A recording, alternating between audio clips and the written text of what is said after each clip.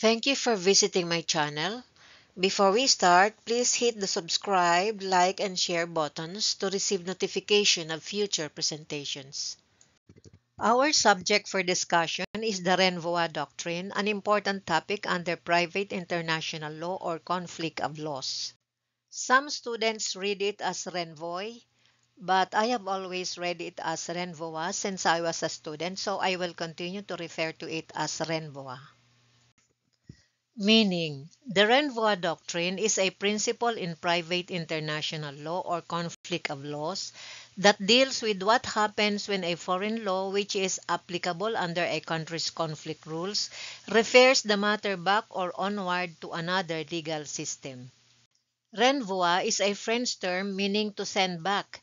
It arises when the forum or the court where the case is filed must decide which law to apply, its own or the foreign law that refers back to the forum's law or to a third country's law. Types of renvoi. The first type is the simple or single renvoi. This occurs when the foreign law refers the matter back to the law of the forum, like Philippine law, for example. The forum accepts the reference and applies its own law. Example, a will is executed by a French citizen domiciled in the Philippines. Under Philippine conflict rules, the intrinsic validity of the will is governed by the national law of the decedent, which is France. However, French law refers the matter back to the domicile, which is Philippines. The Philippine court accepts the renvoi and applies Philippine law. The second type is the double or total renvoi, also known as the foreign court theory. In this case, the forum applies the same law that the foreign court would have applied had the case been brought before it. The forum thus steps into the shoes of the foreign court.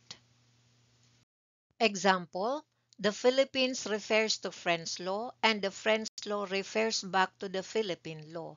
A Philippine court considers what a French court would have done, and if the French court would have applied Philippine law, the Philippine court does the same.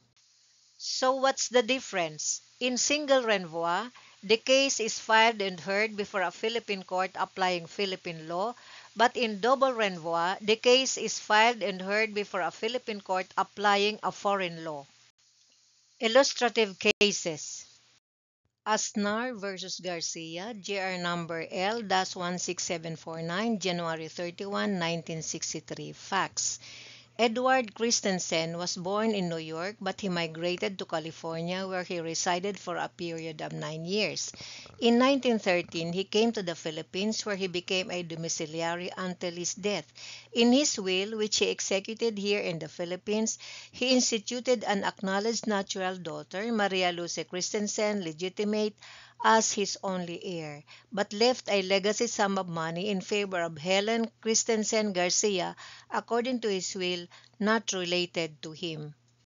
Adolfo Aznar was the executor of the estate, and after complying with the terms of the will, he submitted to the court the approval of said will.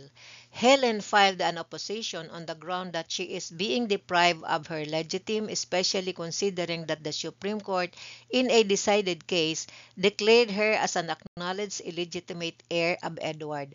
Hence, as to her, the will is void.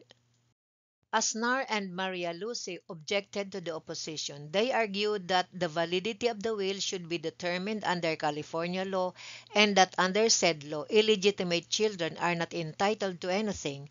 On the contrary, Helen claims that in determining the validity of the will, Philippine law should be applied because the same is provided for by the California law itself for cases wherein the decedent is domiciled outside California at the time of his or her death. Issue whether or not Philippine law should be applied in the instant case. Held, yes, Philippine law shall apply in the instant case. Hence, the case is remanded to the lower court for the determination of the validity of the will. A close reading of the California law on successional rights revealed that the law has two aspects: the internal law which applies to Californians domiciled in California at the time of their death, and the conflict rule for Californians domiciled outside of California at the time of their death. Edward Christensen, at the time of his death, was undeniably a U.S. or California citizen domiciled in the Philippines. Hence, the law of his domicile, the Philippines, must be followed. In coming up with this ruling, the Supreme Court made use of the Renvua doctrine. The recognition of the Renvua theory implies that the rules of the conflict of laws are to be understood as incorporating not only the ordinary or internal law of the foreign state or country, but its rules of the conflict of laws as well. According to this theory, the law of the country means the whole of its law. This is a single renvoi. There seems to be scarcity or absence of double renvoi cases in our jurisdiction, so I'm citing foreign cases to illustrate double renvoi. The first case is In re Ansley, English Court of Appeals, 1926. Facts. An English woman, British national, had been domiciled for many years in France. Under English law, the will she made was valid. Under French law, however, her will was invalid because it did not leave the required share, two-thirds, to her children under French forced heirship rules. English conflict rules refer to the law of domicile, which is French law, but French conflict rules at that time would in turn refer back to English law. Issue: which law governs the succession, French or English law? Ruling: the forum, the English court, applied English law because it followed what the foreign court or the French court would have done under their conflict rules. The English court reasoned as though sitting in France and applied French law, including the renvoi back to English law, enabling the result that English law was applied. This is a double renvoi. So, in effect, forum under its conflict rules refers to France, under the French conflict rules refers back to England, so forum applies English law.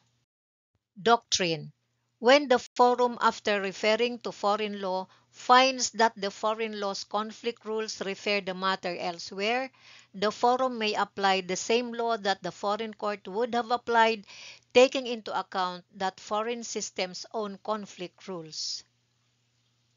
The second double renvoi illustration is the Forgo case, French Court of Cassation, 1878 and 1882. Facts: Forgo, an illegitimate child born in Bavaria but living most of his life in France, died in France leaving movables. Bavaria had conflict rules pointing succession to movables to the law of the domicile, which is France. French conflict rules, however, pointed succession to movables to the national law of the decedent, which is Bavaria. Both laws referred the matter back and forth. So the issue is which law to apply, the Bavarian law or the French law? Ruling: the French court applied French law because a Bavarian court would have applied French law, so the French court did the same. This is a classic example of double renvoi. How double renvoi works. Step 1. Forum law refers to foreign law. Step 2. Foreign law refers to another law or back to forum law. Step 3. The forum steps into the shoes of the foreign court and applies whatever law the foreign court would apply. Here is another diagram citing the distinctions between a single renvoi and a double renvoi. Distinctions between single and double renvoi. The doctrine of renvoi arises in conflict of laws when a court, the forum, must apply the law of a foreign jurisdiction, the foreign law, but the foreign law's own conflict of law rules refer the matter elsewhere, possibly back to the forum. Single renvoi. The forum court applies the foreign jurisdiction's conflict of law rules. If those rules refer back to the forum accepts the remission and applies its own internal law. Double renvoi. The forum court goes further. It asks, what law would the foreign court apply if it were deciding the case? And then applies that law. That means the forum steps into the shoes of the foreign court and follows foreign court conflict of rules too, including whether they accept renvoi. In effect, forum says we are sitting as if we were the foreign court and apply the outcome that the foreign court would apply. This aims for uniformity of result regardless of forum. Thank you. If you find this presentation helpful, please subscribe to receive notification of future lectures.